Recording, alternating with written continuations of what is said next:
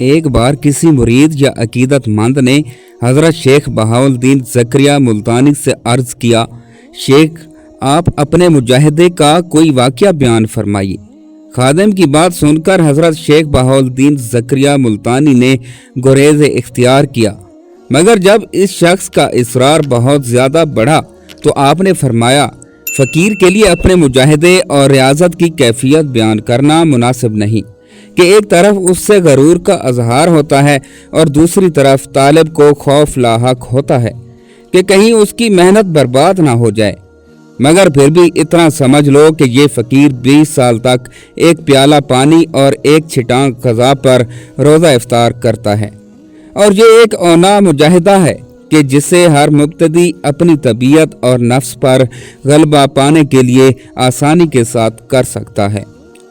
اس کے بعد میں حج کی نیت سے ارض پاک کی طرف روانہ ہوا۔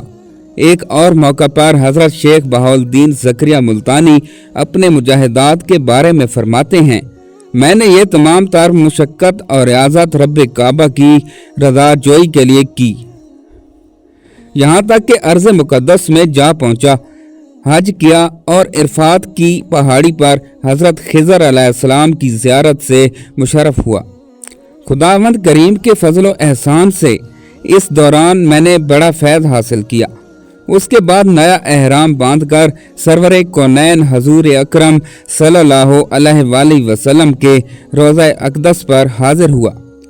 5 سال مدینہ منورہ میں رہ کر رسالت پناہ صلی اللہ علیہ وآلہ وسلم کے قدموں کی خاک پاک کے صدقے میں انوار الہی کا ظاہری اور باطنی مشاہدہ کیا۔ حامد بن فضل اللہ جمالی کا بیان ہے کہ حضرت شیخ بہاؤالدین زکریا ملتانی 5 سال تک مدینہ منورہ میں قیام فرما رہے۔ اس زمانے میں حضرت مولانا کمال الدین محمد یمنی جو اپنے وقت کے بہت بڑے محدث تھے، حرم نبی صلی اللہ علیہ وآلہ وسلم میں حدیث کا درس دیا کرتے تھے۔ حضرت شیخ بہاؤالدین زکریا ملتانی ان کے حلقہ درس میں شامل ہو گئے اور طلبہ کی اگلی صف میں استاد کے ساتھ بیٹھ کر حدیث پاک کا درس لینے لگے۔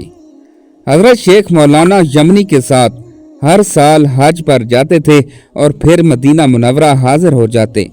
جب حدیث شریف کا سبق تمام ہو چکا تو رسم زمانہ کے مطابق حضرت مولانا کمال الدین محمد یمنی نے آپ کو حدیث رسول صلی اللہ علیہ وآلہ وسلم پڑھانے کی سند عطا کی۔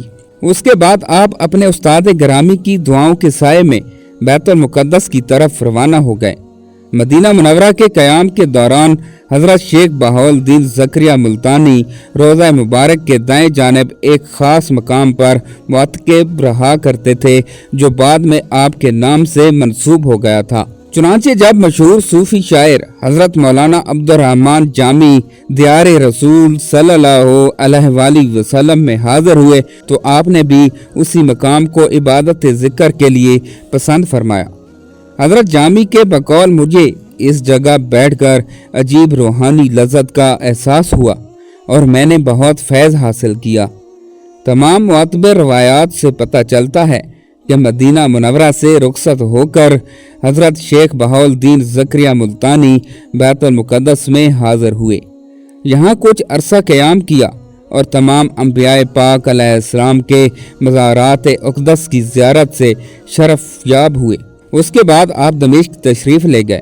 دمشق میں شہر کے باہر ایک خوفناک اژدہا رہتا تھا جو بہت سے لوگوں کو ہلاک کر چکا تھا۔ مقامی باشندوں نے اژدھے کو مارنے کی بہت کوشش کی مگر وہ ہر بار ناکام رہے تھے۔ آخر مجبور ہو کر لوگوں نے اس راستے سے گزرنا چھوڑ دیا تھا۔ پھر بھی اگر کوئی اجنبی مسافر اس راستے پر آ نکلتا تو وہ اس خون آشام اژدھے کی خوراک بن جاتا۔ وہ دراصل ایک غار میں روپوش رہتا تھا۔ پھر جیسے ہی اسے کسی انسان کے قدموں کی آہٹ محسوس ہوتی وہ تیزی سے باہر آتا اور دیکھتے ہی دیکھتے اس آدم زادہ کو اپنی لپیٹ میں لے لیتا۔ مقامی لوگوں نے کئی مرتبہ اس غار کو بند کرنے کی بھی کوشش کی مگر اژدھے نے ان کی یہ تدبیر بھی ناکام بنا دی۔ ایک روز حضرت شیخ بہاؤالدین زکریا ملتانی کا گزر اسی غار کی طرف سے ہوا۔ اژدھا حسب معمول اپنے شکار کا منتظر تھا आपके कदमों की आहट सुनते ही गार से बाहर निकला और पूरी शिद्दत के साथ आप पर हमला आवर हुआ।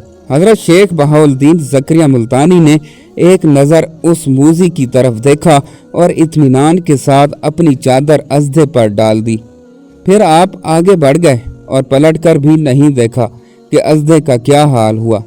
कुछ देर बाद जब दूर से गुजरने वालों ने गार की तरफ देखा तो वहां एक चादर मौजूद थी और अजदा मरा पड़ा था। लोग डरते डरते उसके करीब गए, मगर जब उसके जिस्म बराए नाम भी हरकत नहीं पाई तो दमिश्क के नवाही इलाके में एक शोर सा मच गया।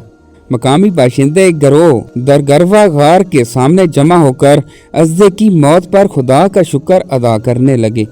फिर लोगों को जस्तजू हुई कि ये किस बुजुर्ग की चादर है कि जिसके असर से अजदे की मौत वाक़ हुई है। आखिर कई दिन की जस्तजू और तहकीक के बाद ये राज खुला कि हजरत शेख बहाउद्दीन ज़करिया मुल्तानी इस रास्ते से गुजरे थे। फिर ये खबर सीना ब सीना चली और शोहरत आम तक पहुंची तो हजारों लोग हजरत शेख के लिए इस मकान के गिर्द जमा हो गए जहां आप एक तवील अरसे से सकूनत पजीर थे। हजरत शेख बहाउद्दीन ज़करिया मुल्तानी ने 5 साल तक दमिश्क में क़याम फरमाया।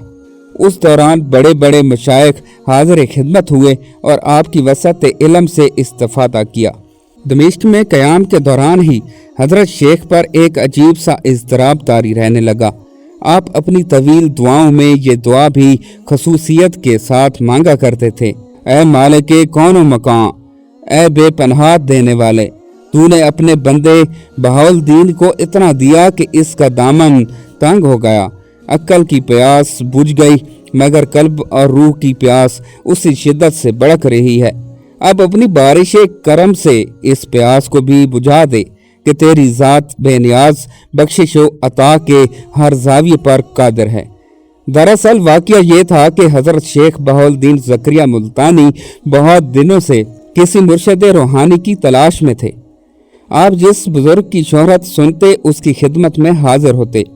अब ये अजीब बात है कि हज़रत शेख बहाउद्दीन ज़करिया मुल्तानी ने बेशुमार बुजुर्गों के रूहानी दरबार में हाज़िरी दी, मगर किसी आस्ताने पर पहुंचकर आपके दिल से ये आवाज़ नहीं आई कि यही वो मकाम है, बस यही ठहर जा। आम लोग तो उसे इत्तफाक ही समझेंगे, मगर तसव्वुफ़ की दुनिया में इत्तफाकात और हादसात नाम की कोई चीज़ नहीं होती। कातिब तकदीर ने जिस तरह आम इंसानों की तकदीरें लिखी हैं, उसी तरह बुजुर्गान दीन की किस्मत के फैसले भी तहरीर किए हैं। ये उसी कादर मतलब का कायम किया हुआ अंदाज़ा है जो आलम असबाब में हमें साफ नज़र आता है। जिस तरह हर शख्स इंतहाई कोशिश के बावजूद शहनशाहियत के दर्जे तक नहीं पहुंच सकता, उसी तरह हर इंसान शदीद रियाजत के बाद भी मनसब वलायत पर फैज़ नहीं हो सकता। उस झैल में दूसरी अहम बात यह है कि हर तालिब मार्फत को हर बुजुर्ग से फैज़ रूहानी नहीं हो सकता। इसी कुलिये के मुताबिक हज़रत शेख बहाउद्दीन ज़करिया मुल्तानी भी अभी इस मर्द कामिल की खानकाह तक नहीं पहुँचे थे जिसके दरवाजे से आपकी रूहानी तकदीर वाबस्ता कर दी गई। मोहतरम नाजरीन, उम्मीद करता हूँ कि आपको हमारी आज की नई वीडियो अच्छी लगी होगी। अगर आपको हमारी आज की नई वीडियो अच्छी लगी है तो हमारे चैनल इस्लामिक नॉलेज 1122 को सब्सक्राइब करें और साथ ही लगे बेल आइकन के बटन को भी प्रेस कर दें ताकि हमारी हर नई आने वाली वीडियो आप तक बर वक्त पहुँचती रहे। अल्लाह पाक आपका हामी नासिर हो। अल्लाह हाफिज़।